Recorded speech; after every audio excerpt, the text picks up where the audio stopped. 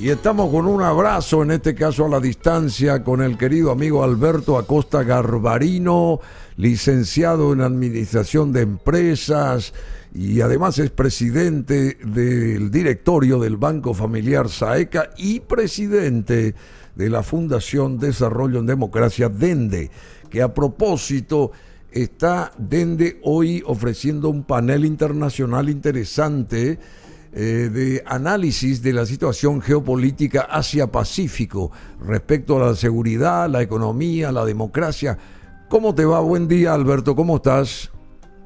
Muy buenos días, Bruno. Buenos días a de la audiencia. Realmente Sí. es un placer estar en contacto contigo y conversar de este evento que se realiza esta noche, efectivamente, en el Banco Central del Paraguay a las 7 de la noche, a 19 horas. Sí. Es un evento que organiza DENDE, pero con el apoyo de la Embajada de Japón. Embajada de Van Japón, a, sí, sí, sí. sí, van a participar un conferencista japonés, el profesor Ken Jimbo, que es Sí. profesor de la Universidad de Keio de Japón. Él va a hablar desde Japón por videoconferencia y tenemos la presencia en el Banco Central, ahí en el escenario, del doctor Rubén Ramírez, que fue canciller de Paraguay, Sí.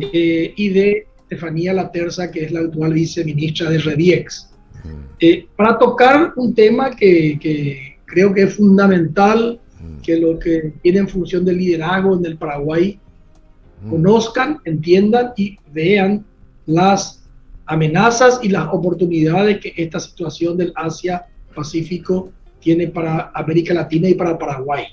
Así mismo es claro, por supuesto, el epicentro de los conflictos del siglo XXI están, por ejemplo, en el mar Indo-Pacífico, y ahí también están las oportunidades y las amenazas. Y este panel que mencionaba Alberto Acosta Garbarino, panel internacional, se llevará a cabo con el respaldo de la Embajada de Japón, como bien decía, y tendrá conferencistas internacionales. Ya mencionó al señor japonés que va a estar, organiza DENDE con la embajada nipona acá, y es un panel de análisis de los conflictos militares, económicos y de valor entre Estados Unidos y China, porque China también es el país mediador ante el conflicto entre Rusia y Ucrania. ¿Es así, Alberto? ¿Es así, verdad?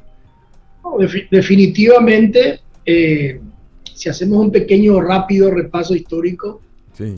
el eje del mundo por mucho tiempo, más de 500 años, estuvo en Europa. Sí. Europa, países europeos dominaron el mundo desde 1400 hasta 1900. Sí. Toda América éramos colonias de países europeos. Sí. Asia, África, eran todo colonias de países europeos. Y los conflictos eran entre los países europeos, ahí estaban las guerras dentro de Europa, ¿verdad? Sí. Eso cambió a partir de la Segunda Guerra Mundial, en que aparece la superpotencia norteamericana, que ya no está en Europa, está en América, y la otra superpotencia que es euroasiática, que es la Unión Soviética, ¿verdad? Sí. Entonces ya el conflicto ya no es tanto entre los países europeos, sino entre dos potencias, una euroasiática y otra americana. Pero el conflicto estaba principalmente en el Atlántico Norte, por decirlo así, ¿verdad? A partir de la década del 60, 50, 60, con el desarrollo de Japón primero, de los tigres asiáticos después, y sobre todo con China últimamente, los últimos 20, 30 años, el epicentro, el eje se está trasladando hacia el Asia. Porque China claramente ya es hoy la segunda economía del mundo. Todas las proyecciones indican que va a ser la primera en las próximas décadas. Ya es hoy en día el principal país exportador del mundo. Entonces, es un país muy importante, pero es un país que depende mucho de importar materias primas, principalmente de Asia, África, de parte del Golfo Pérsico importa petróleo, de África importa materias primas, y produce productos industriales que vende a Europa y vende a Estados Unidos, ¿verdad? Entonces es muy dependiente, siempre fue, el comercio mundial siempre fue muy dependiente del sector marítimo, porque gran parte, el 80% del movimiento de mercaderías se hace por mar. Sí. Pero estos países que son muy importadores de materia prima y exportadores de productos industrializados, para ellos es crítica la ruta marítima. Y dentro de todas las rutas marítimas, la más importante hoy en el mundo, la más importante ruta marítima es la que une el Índico con el Pacífico, porque todo el petróleo del Golfo Pérsico que sale por el Índico, el Océano Índico, se va al Pacífico y entra, diríamos, en el Mar de la China, entra a China, a Japón y a Corea, ¿verdad?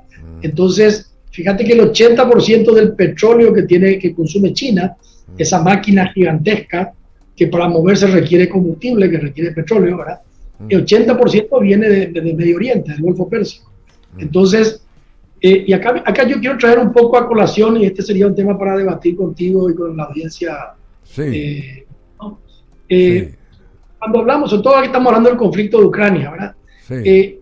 A mí me fue muy inspirador hace mucho tiempo leer un libro que escribió el expresidente Richard Nixon. Nixon escribió un libro allá por la década del 70, cuando dejó de ser presidente, que se llamaba La Tercera Guerra Mundial.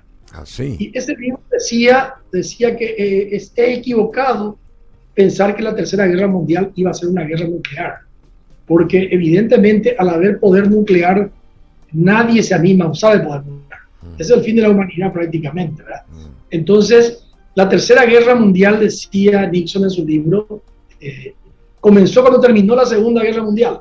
Sí. Y comenzó con estos enfrentamientos periféricos, básicamente como en una partida de ajedrez, buscando cortar la vía de suministro de su competidor. ¿Por qué es importante el Golfo Pérsico? Porque de ahí sale la sangre que alimenta a Occidente y ahora a China, ¿verdad? Si uno tiene control de esa vía, es como tener control de la yugular.